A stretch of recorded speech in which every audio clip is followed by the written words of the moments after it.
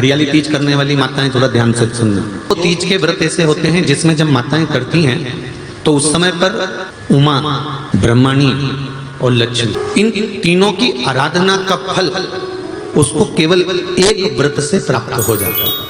ये जितने छोटी तीज, बड़ी तीज और अन्य तीजों आएंगे, त्योहार आएंगे चतुर्मास में, माताएं हरतालिका तीज हुई, छोटी तीज, बड़ी तीज हुई, भादों के कोई व्रत हुए, अनुष्ठान हुए, छठ हुई, पूजन, जो भी माताएं पूजन करेंगी उसके अनुसार वो हाथों में, शरीर पर 16 श्रृंगार धारण करती हैं, बहुत सारे श्रृंगार धारण करती हैं। और श्रृंगार धारण करने के साथ साथ माताएं अखंड सौभाग्य की वस्तुएं भी इन तीज त्योहार प्रदान करती हैं। श्रावण के महीने की श्रावण शिव महापुराण की कथा सुन रहे हैं, एक बात दिल से बताना, जितनी सौभाग्यवती माताएं होती हैं ये संक्रांति पर भी 13 चीजें दान करती हैं, 14 चीजें दान करती हैं। बीच में कोई 16 सोमवार का उद्यापन करेंगी तो भी सुहाग की सामग्री देंगी, उद्यापन करेंगी तो भी सुहाग की सामग्री देंगी, कोई कार्य करेंगी तो भी सौभाग्य की सामग्री देंगी। सौभाग्य की सामग्री का दान क्यों किया जाता है? सौभाग्य सूचक वस्तुओं का दान क्यों किया जाए? सौभाग्य की वस्तुएं क्यों प्रदान करी जाती है, क्यों दी जाती है? उसका कारण क्या है?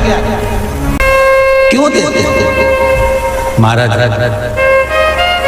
भारत की भूमि की सौभाग्यवती माताओं का एक मन की अभिलाषा रहती है, भारत की भूमि की माताओं की एक अभिलाषा रहती है कि जब उसके प्राण छूटे तो अखंड सौभाग्य धारण करके पति के कंधे पर और पुत्र के कंधे पर शमशान कर। ये भारत की भूमि की माताओं की सोच, उनके मन का संकल्प, उनके मन का भाव।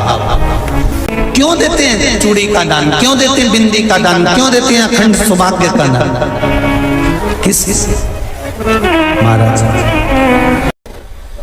श्रावण की शिव महापुराण की कथा कहती है जब बेटी को विदा करा जाता है और पहली बार बेटी के पांव में जब बिछुड़ी डाली जाती है तो वो बिछुड़ी भी अलग अलग नहीं होती, उस बिछुड़ी के जोड़ को चेन से एक दूसरे से बंधा हुआ होता।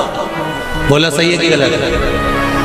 फेसबुक पर सुन रहे, यूट्यूब पर सुन रहे, सुन लेना कि मेरे भारत की माताओं का जब पाणी ग्रहण संस्कार किसी बेटी का होता है, उसके पांव में जब पहली बार बिछुड़ा पिनाया जाता है, बिछुड़ी पिनाई जाती है, तो वो बिछुड़ी भी एक दूसरे से बंधी हुई होती है, चेन से बंधी हुई होती है। उसको अलग अलग वाली बिछुड़ी शादी के मंडप में नहीं पिनाई जाती।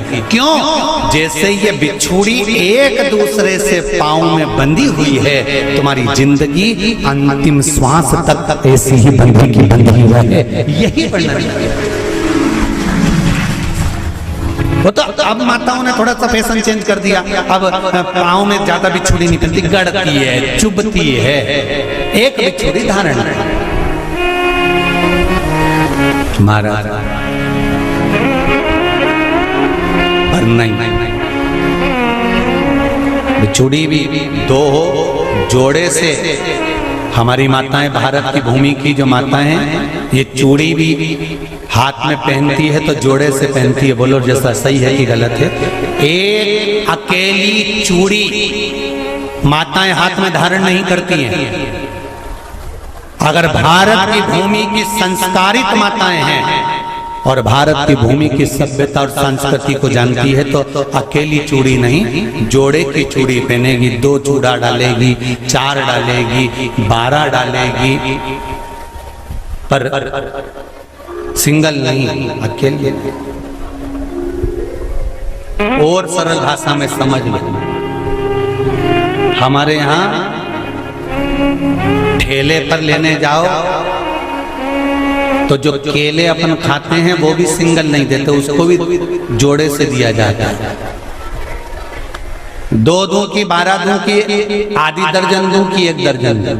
अब अंदाजा लगाइए, हमारे यहाँ देने का भी एक भाव। श्रावण के महीने की शिव महापुराण की कथा, जिसका नाम है श्रावण शिव महापुराण की कथा, ये कहती है कि पार्वती जी ने और गंगा जी ने ये चतुर्मास में जितना सौभाग्य का दान दिया है, उनके बराबर दुनिया का कोई व्यक्ति इतना सौभाग्य का दान नहीं दे सकता जो माता गंगा और पार्वती दोनों दान दे रहे हैं।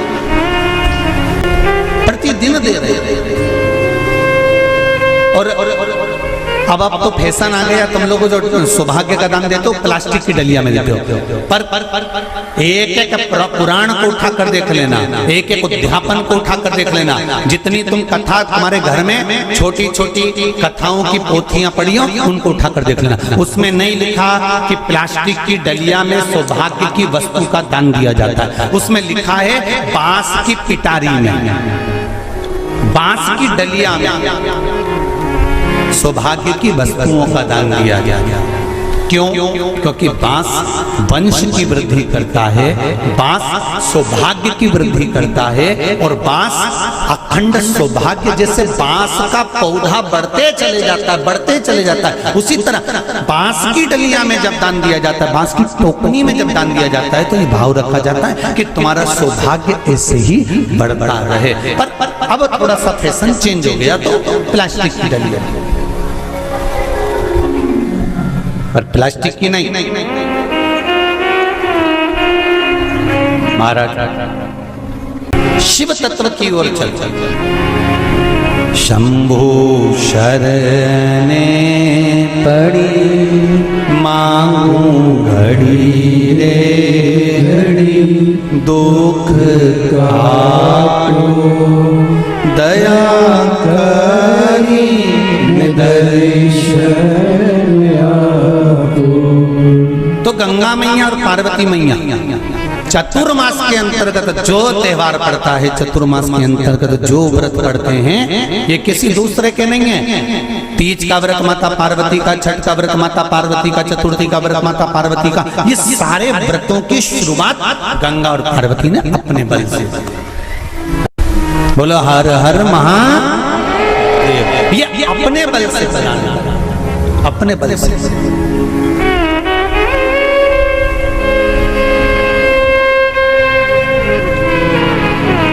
कथा पर विशेष ध्यान रखना। श्रावण महीने की शिव महापुराण की कथा कह रही है कि नारी का अखंड सौभाग्य कैसे रह सकता है।